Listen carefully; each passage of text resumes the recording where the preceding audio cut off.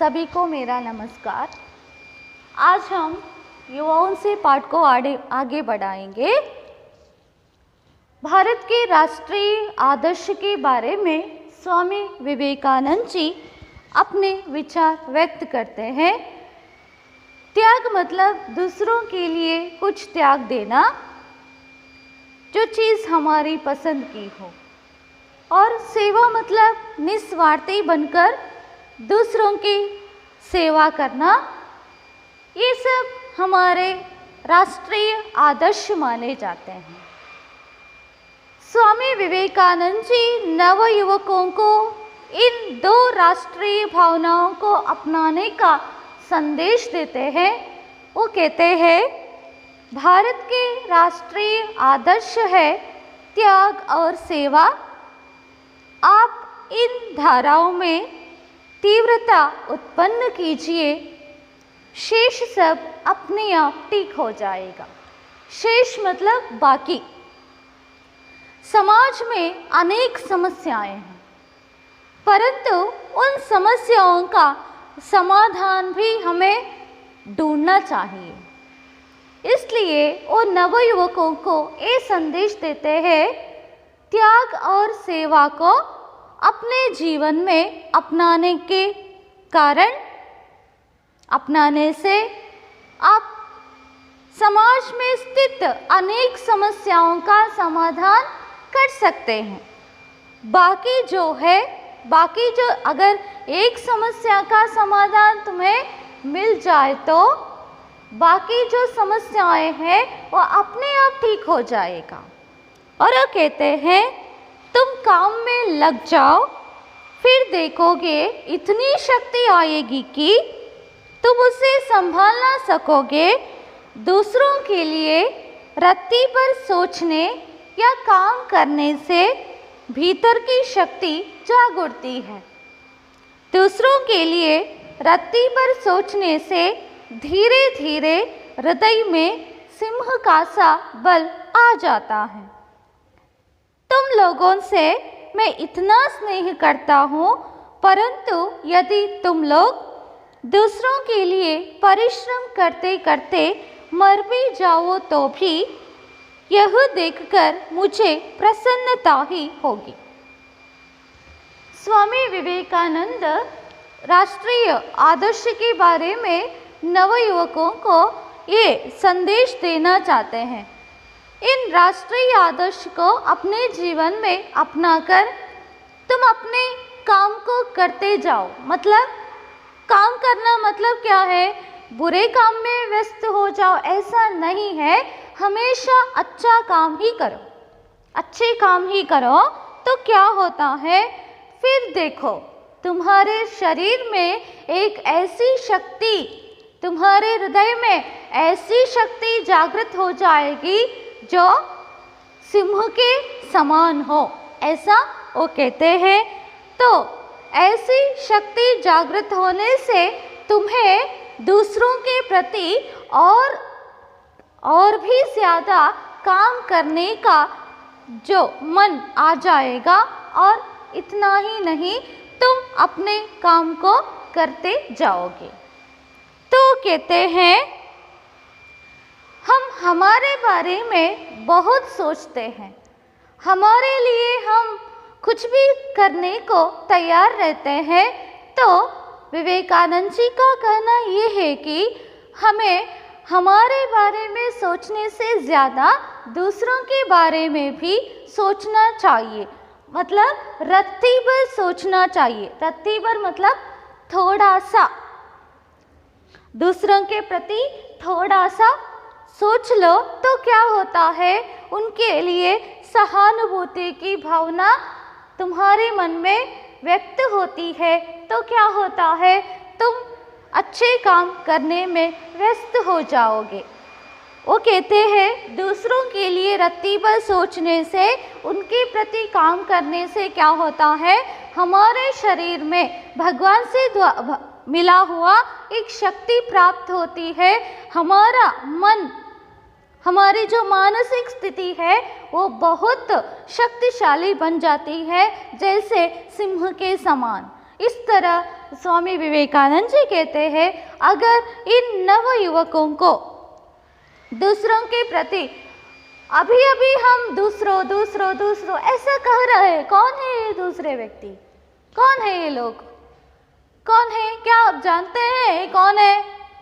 ये भारत देश के गरीब है, अशक्त है, पीड़ित है, पददलित है, शोषित है, मरीज है और मूर्ख है। मूर्खों को भी हमें रक्षा करनी पड़ती है। क्यों? क्योंकि वो खुद की रक्षा नहीं कर पाते, इसलिए ये भारत देश की अमानत है, इनकी रक्षा करना नव युवकों का कर्तव्य है। इस तरह स्वामी विवेकानंद जी ये कहना चाहते हैं कि अगर भारत देश के गरीब, पीड़ित, अशक्त, पददलित, मूर्ख, इन सबके प्रति, इन सबके उद्धार के लिए तुम अपने जीवन को समर्पित कर लेते हो तो मुझे बहुत खुशी मिलेगी। अगर दूसरों के प्रति काम करते समय तुमने अपना बलिदान दे दिया तो भी मुझे प्रसन्नता ही होगी, खुशी मिलेगी मुझे। और ऐसे लोगों से मैं स्नेह करता हूँ। ಅಂದರೆ ಸ್ವಾಮಿ ವಿವೇಕಾನಂದ ಭಾರತ ದೇಶದ ರಾಷ್ಟ್ರೀಯ ಆದರ್ಶ ಯಾವುದು ಅಂತ ಹೇಳ್ತಾರೆ, ಅದುವೇ ತ್ಯಾಗ ಮತ್ತು ಸೇವೆ. ನಮಗಿಷ್ಟವಾದ ವಸ್ತುವನ್ನು ತ್ಯಾಗ ಮಾಡೋದು, ಇನ್ನೊಬ್ಬರಿಗೆ ಕೊಡುವಾಗ ಸಿಗುವಂಥ ಸಂತೋಷ ಬೇರೆ ಯಾವುದರಲ್ಲೂ ಇರೋದಿಲ್ಲ. ಹಾಗೆಯೇ ನಿಸ್ವಾರ್ಥತೆಯಿಂದ ಸೇವೆ ಮಾಡುವುದರಲ್ಲಿರುವ ಸಂತೋಷ ಬೇರೆ ಯಾವುದರಿಂದಲೂ ಸಿಗುವುದಿಲ್ಲ. ಹಾಗಾಗಿ ಈ ತ್ಯಾಗ ಮತ್ತು ಸೇವೆಯನ್ನು ನಮ್ಮ ಜೀವನದ ಮುಖ್ಯ ಆದರ್ಶವಾಗಿ ರೂಪಿಸಿಕೊಳ್ಳಬೇಕು ಅಂತ ಸ್ವಾಮಿ ವಿವೇಕಾನಂದರು ಯುವಕರಿಗೆ ಸಂದೇಶವನ್ನು ಕೊಡ್ತಾ ಇದ್ದಾರೆ. ಅವ್ರು ಹೇಳ್ತಾ ಇದ್ದಾರೆ, ಈ ತ್ಯಾಗ ಮತ್ತು ಸೇವೆಯ ಮೂಲಕ ನೀನು ನಿನ್ನ ಒಳ್ಳೆಯ ಕೆಲಸದಲ್ಲಿ ತೊಡಗು. ಆಗೇನಾಗ್ತದೆ, ನಿನಗೆ ಗೊತ್ತಿಲ್ಲದ ಹಾಗೆ ನಿನ್ನ ಶರೀರ ಮತ್ತು ಮನಸ್ಸು ಸದೃಢ ಆಗ್ತದೆ. ಹೇಗೆ ಅಂತ ಹೇಳಿದ್ರೆ, ಒಂದು ಸಿಂಹದ ಹಾಗೆ. ಸಿಂಹ ಹೇಗೆ ಶಕ್ತಿಶಾಲಿಯಾಗಿರ್ತದೋ, ತನ್ನ ಬೇಟೆಯನ್ನು ಯಾವ ರೀತಿ ಬೇಟೆಯಾಡ್ತದೋ ಅದೇ ರೀತಿ ನಿನ್ನ ಮನಸ್ಸು ಮತ್ತು ನಿನ್ನ ಹೃದಯ ಒಳ್ಳೆಯ ಕೆಲಸ ಮಾಡೋದ್ರ ಮೂಲಕ ಶಕ್ತಿಶಾಲಿಯಾಗ್ತದೆ ಅಂತ ಹೇಳ್ತಾರೆ. ನೀನು ನಿನ್ನ ಕೆಲಸ ಮಾಡು, ಸಮಾಜದಲ್ಲಿ ಸಮಸ್ಯೆಗಳಿರ್ಬೋದು, ನೀನು ನಿನ್ನ ಕೆಲಸ ಮಾಡೋ. ಆದರೆ ಒಂದು ಸಮಸ್ಯೆಯನ್ನು ನೀನು ಬಗೆಹರಿಸಿದ್ರೆ ಏನಾಗ್ತದೆ, ಮುಂದಿರುವ ಸಮಸ್ಯೆಗಳು ತನ್ನಿಂತಾನೇ ಪರಿಹಾರವನ್ನು ಕಂಡುಕೊಳ್ಳುತ್ತವೆ, ಅದು ತನ್ನಿಂತಾನೇ ಬಗೆಹರಿತವೆ. ಹಾಗಾಗಿ ನೀನು ನಿನ್ನ ಒಳ್ಳೆಯ ಕೆಲಸದಲ್ಲಿ ತೊಡಗು ಅಂತ ಹೇಳ್ತಾರೆ. ಅಷ್ಟೇ ಅಲ್ಲ, ನಾವು ನಮ್ಮ ಬಗ್ಗೆ ಸಾಕಷ್ಟು ಯೋಚನೆ ಮಾಡ್ತೀವಿ. ನಮಗೋಸ್ಕರ, ನಮ್ಮ ಕುಟುಂಬದವರಿಗೋಸ್ಕರ ಏನೋ ಬೇಕಾದರೂ ಮಾಡಲಿಕ್ಕೆ ನಾವು ತಯಾರಾಗಿರ್ತೇವೆ. ಆದರೆ ನಾವು ನಮಗೋಸ್ಕರ ನಮ್ಮ ಬಗ್ಗೆ ಯೋಚನೆ ಮಾಡುವುದನ್ನು ಬಿಟ್ಟು ನಾವು ಇನ್ನೊಬ್ಬರ ಬಗ್ಗೆ ಯೋಚನೆ ಮಾಡಬೇಕು ಅಂತ ಹೇಳ್ತಾರೆ.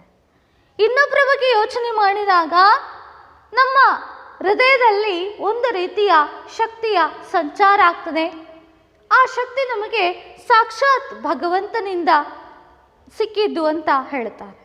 ಹಾಗಾಗಿ ಆ ಶಕ್ತಿ ಏನು ಅಂತ ನಾವು ಕಂಡುಕೊಳ್ಬೇಕಾದ್ರೆ, ಆ ಶಕ್ತಿಯ ಅನುಭವ ನಮಗಾಗಬೇಕಾದ್ರೆ ನಾವು ಇನ್ನೊಬ್ಬರ ಬಗ್ಗೆ, ಇನ್ನೊಬ್ಬರಂದರೆ ಯಾರೋ ಭಾರತ ದೇಶದ ಬಡವರು, ಪೀಡಿತರು, ಶೋಷಿತರು, ಅಶಕ್ತರು, ರೋಗಿಗಳು, ಮೂರ್ಖರು, ಇವರದೆಲ್ಲ ಸೇವೆ ಮಾಡಬೇಕು.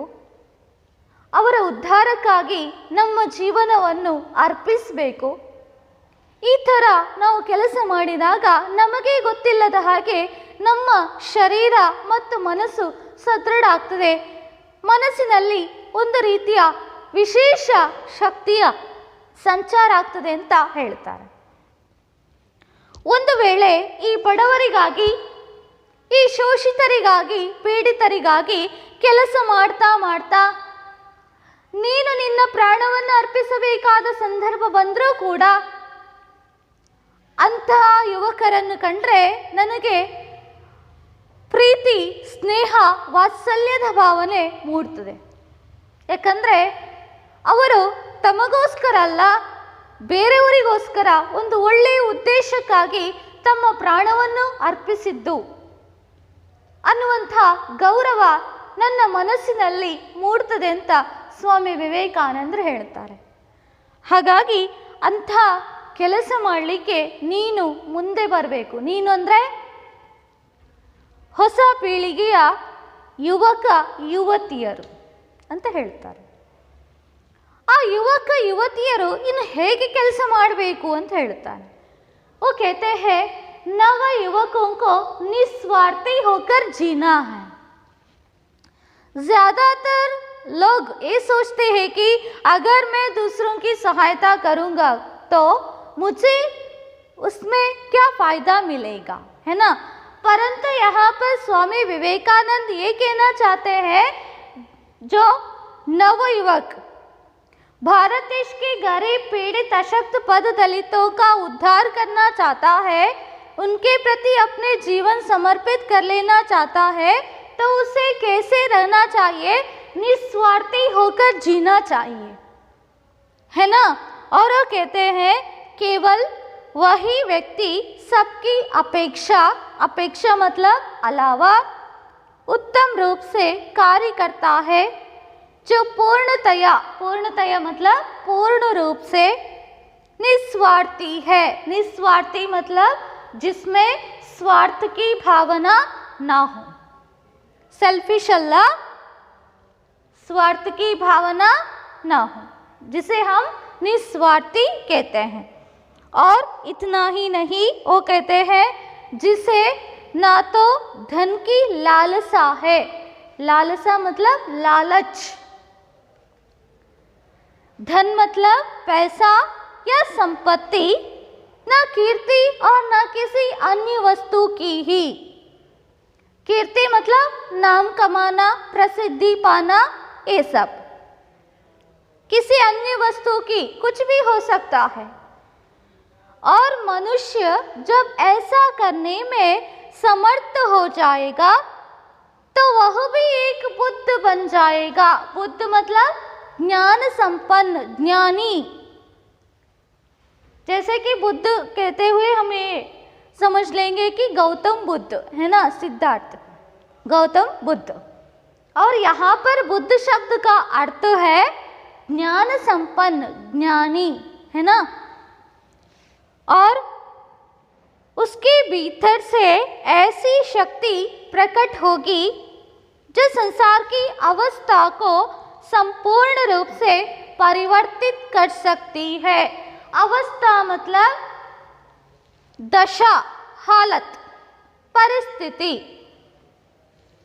स्वामी विवेकानंद जी ये संदेश देते हैं कि जो नवयुवक भारत देश के गरीब, पीड़ित, अशक्त, शोषित, पद दलित, मूर्ख, इन लोगों का उद्धार करना चाहते हैं, तो उन लोगों को निस्वार्थी होकर जीना पड़ता है. और वो कहते हैं जो निस्वार्थी है वो पूर्ण रूप से निस्वार्थी है, जिसे धन की लालसा भी नहीं होनी चाहिए, नाम कमाने की जो इच्छा भी नहीं होनी चाहिए, या किसी अन्य वस्तु को पाने की इच्छा भी उसके मन में नहीं रहनी चाहिए. तो ऐसे नवयुवक हमें इस कार्य के लिए चाहिए. अगर वो नवयुवक निस्वार्थी होकर जीना चाहता है तो उसे हम किस नाम से संबोधित करते हैं? बुद्ध कहते हैं. वो कहते हैं अगर मनुष्य ऐसा करने में समर्थ हो जाएगा तो क्या होता है? वह भी एक बुद्ध बन जाएगा, वह भी एक महान व्यक्ति बन जाएगा. उसे हम महात्मा कहते हैं. और जिससे क्या होता है, उसमें एक तरह की शक्ति निहित होती है. उस शक्ति के द्वारा समाज में स्थित अनेक समस्याओं का समाधान वो आसानी से कर सकता है. इस तरह स्वामी विवेकानंद जी कहते हैं. ಅಂದರೆ ವಿವೇಕಾನಂದರು ಹೇಳ್ತಾರೆ, ಭಾರತ ದೇಶದ ಬಡವರು, ಪೀಡಿತರು, ಅಶಕ್ತರಿರ್ಬೋದು, ಮೂರ್ಖರಿರ್ಬೋದು, ಇವರೆಲ್ಲರ ಸೇವೆ ಮಾಡಲಿಕ್ಕೆ ನವ ಯುವಕರಿಗೆ ಬೇಕಾದಂಥ ಒಂದು ಮುಖ್ಯವಾದ ಗುಣ ಏನು ಅಂತ ಹೇಳಿದ್ರೆ ನಿಸ್ವಾರ್ಥತೆಯಿಂದ ಕೆಲಸ ಮಾಡುವುದು. ಯಾರು ಪೂರ್ಣವಾಗಿ ನಿಸ್ವಾರ್ಥತೆಯಿಂದ, ಪೂರ್ಣ ಮನಸ್ಸಿನಿಂದ ನಿಸ್ವಾರ್ಥತೆಯಿಂದ ಕೆಲಸ ಮಾಡ್ತಾರೋ ಅಂಥವರು ಹೇಗಿರ್ತಾರೆ ಅಂತ ಹೇಳಿದ್ರೆ ಸಮಾಜದಲ್ಲಿರುವ ಎಲ್ಲ ಸಮಸ್ಯೆಗಳನ್ನು ಸುಲಭವಾಗಿ ಪರಿಹರಿಸಬಲ್ಲರು ಅಂತ ಹೇಳ್ತಾರೆ. ಒಂದು ವೇಳೆ ಮನುಷ್ಯ ತನ್ನ ಮನಸ್ಸಿನಲ್ಲಿರುವ ಈ ಷಡ್ವೈರಿಗಳನ್ನು ಗೆದ್ದು ಆಸೆ ಆಕಾಂಕ್ಷೆ ಎಲ್ಲವನ್ನೂ ಬಿಟ್ಟು ತಾನು ಬಡವರಿಗಾಗಿ ಈ ಜೀವನವನ್ನು ಅರ್ಪಿಸಿದ್ದೇನೆ ಅಂತ ಅಂದುಕೊಂಡು ಬದುಕಿದ್ರೆ ಅವನನ್ನು ಕೂಡ ನಾವೊಬ್ಬ ಜ್ಞಾನಿ ಅಂತ ಕರಿಬೋದು, ಅವನನ್ನು ಒಬ್ಬ ಮಹಾತ್ಮನಿಗೆ ಹೋಲಿಸ್ಬೋದು, ಗೌತಮ ಬುದ್ಧನಿಗೆ ಹೋಲಿಸ್ಬೋದು ಅಂತ ಹೇಳ್ತಾರೆ. ಹಾಗಿರುವಾಗ ಒಂದು ವೇಳೆ ಅವನು ಆ ಥರ ನಿಸ್ವಾರ್ಥತೆಯಿಂದ ಕೆಲಸ ಮಾಡಿ ಮಹಾತ್ಮ ಅಂತ ಅನಿಸಿಕೊಂಡ್ರೆ ಅವನ ಶರೀರ ಮತ್ತು ಮನಸ್ಸಿನಲ್ಲಿ ಒಂದು ರೀತಿಯ ಶಕ್ತಿಯ ಸಂಚಾರ ಆಗ್ತದೆ. ಆ ಶಕ್ತಿ ಭಗವಂತನಿಂದ ದೊರಕಿದ್ದು. ಆ ಶಕ್ತಿಯ ಮೂಲಕ ಅವನೇನು ಮಾಡ್ತಾನೆ, ಪ್ರಪಂಚದಲ್ಲಿರುವ ಎಲ್ಲ ಸಮಸ್ಯೆಗಳಿಗೆ ಪರಿಹಾರವನ್ನು ಕಂಡುಕೊಳ್ಳುವ ಪ್ರಯತ್ನವನ್ನು ಮಾಡ್ತಾನೆ. ಸಮಾಜದಲ್ಲಿ ಯಾವೆಲ್ಲ ಬದಲಾವಣೆಗಳಾಗಬೇಕೋ ಆ ಥರದ ಬದಲಾವಣೆಗಳನ್ನು ಅಂಥ ವ್ಯಕ್ತಿಯಿಂದ ಮಾಡಲಿಕ್ಕೆ ಸಾಧ್ಯ ಇದೆ ಅಂತ ಸ್ವಾಮಿ ವಿವೇಕಾನಂದರು ಹೇಳ್ತಾರೆ. ಇನ್ನು ಭಾರತ ದೇಶದ ಉದ್ಧಾರ ಆಗಬೇಕಿದ್ರೆ ಹೇಗೆ ಸಾಧ್ಯ, ಏನು ಮಾಡ್ಬೋದು ಅಂತ ಕೇಳ್ತಾರೆ. ಅದು ಹೇಗೆ ಸಾಧ್ಯ? हर एक को शिक्षित बनाना। स्वामी विवेकानंद जी शिक्षा को ज़्यादा महत्व देते हैं। एक व्यक्ति शिक्षित बनने से ही समाज का उद्धार हो सकता है, ये उनका अभिप्राय है। इसलिए वो जो शिक्षित हुआ है उनको गाली देते हैं। देखिए कैसे गाली देते हैं, जब तक करोड़ों भूखे और अशिक्षित रहेंगे, भूखे मतलब भूख से तड़पते हुए रहने वाले लोग, अशिक्षित मतलब अनपढ़ इलिटरेट, तब तक मैं प्रत्येक मतलब हर एक उस आदमी को विश्वासघातक समझूंगा। विश्वासघातक मतलब विश्वास को तोड़ने वाला व्यक्ति, और जो उनके खर्च पर शिक्षित हुआ है परंतु जो उन पर तनिक भी ध्यान नहीं देता, वे लोग जिन्होंने गरीबों को कुचलना, रौंदना, तुಳಿಯುವುದು, धन पैदा किया है और अब टाट बाट से अकड़ कर चलते हैं। टाट बाट मतलब थड़क बड़क, आडंबर, वैभव, ऐश्वर्य का प्रदर्शन कहते हैं।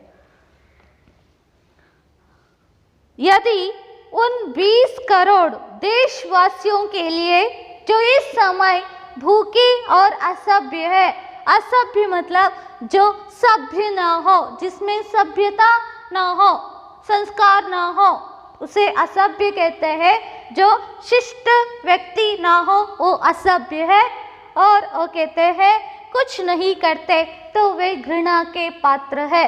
घृणा मतलब तिरस्कार, नफरत। यहाँ पर स्वामी विवेकानंद जी ये कहना चाहते हैं कि हर एक को शिक्षित बनाना हमारा कर्तव्य है। और इतना ही नहीं, जब तक इस देश में जो भूख से तड़पते रहते हैं, अशिक्षित है, तब तक मैं उस आदमी को विश्वासघातक मानूंगा जिन्होंने अपने ही खर्च पर शिक्षा प्राप्त किया है, दूसरों के प्रति थोड़ा सा भी ध्यान नहीं देता। स्वामी विवेकानंद कहते हैं भारत देश में आज भी अनेक लोग भूख से तड़प कर मर रहे हैं। आज भी अनेक लोग अशिक्षित हैं। कुछ लोगों को एक वक्त की रोटी जुटाना ही बहुत मुश्किल है। आपने देखा होगा सड़क के किनारे भी अनेक लोग रहते हैं जिनका कोई आश्रय स्थान भी नहीं है। ऐसे मकान रहित लोग इस समाज में हैं, काम करते हैं, परंतु 2 वक्त की रोटी जुटाना उनके लिए बहुत मुश्किल है। तो ऐसे लोग इस समाज में रहते हुए जो व्यक्ति अपने ही खर्च पर शिक्षा प्राप्त कर चुका है और गरीबों पर, पीड़ितों पर, अशक्तों पर, पद दलितों पर, मूर्खों पर थोड़ा सा भी ध्यान नहीं देता, और कुछ लोग ऐसे भी हैं जो गरीबों की संपत्ति को लूटकर, उन्हें कुचलकर खुद अमीर बन जाते हैं और अमीर बनने के बाद अपने ऐश्वर्य का प्रदर्शन करते हैं, आडंबर से जीते हैं, वैभव से जीते हैं। ऐसे लोगों से मैं घृणा करता हूँ, क्योंकि आज समाज की हालत ऐसी है कि उन्होंने जिस ज़माने में वो लेखन लिखा है, उस ज़माने में वो कहते हैं समाज की हालत ऐसी है कि जो अशिक्षित हैं, भूखे हैं, उनके भूख को मिटाने के लिए, उन्हें शिक्षित बनाने के लिए समाज में ऐसे वर्ग हैं, वो लोग उनके प्रति काम कर रहे हैं और दूसरों की दृष्टि में वो असभ्य के जैसा दिख रहे हैं। तो ये अमीर है जिन्होंने गरीबों को कुचलकर धन पैदा किया है, उनको मैं विश्वासघातक मानूंगा और मैं उनसे तिरस्कार की भावना रखूंगा। वे तो घृणा के योग्य माने जाएंगे ಅಂದ್ರೆ ಅವರು ಹೇಳ್ತಾರೆ, ಎಲ್ಲಿವರೆಗೆ ಭಾರತ ದೇಶದಲ್ಲಿ ಪ್ರತಿಯೊಬ್ಬ ವ್ಯಕ್ತಿಯು ಶಿಕ್ಷಣವನ್ನು ಪಡೆಯುವುದಿಲ್ವೋ, ಹಸಿವಿನಿಂದ ಒದ್ದಾಡ್ತಾ ಇರ್ತಾನೋ, ಒಂದು ಹೊತ್ತಿನ ಆಹಾರವನ್ನು ಸಂಗ್ರಹಿಸುವ ಶಕ್ತಿಯನ್ನು ಹೊಂದಿಲ್ಲದವನಾಗಿರ್ತಾನೋ,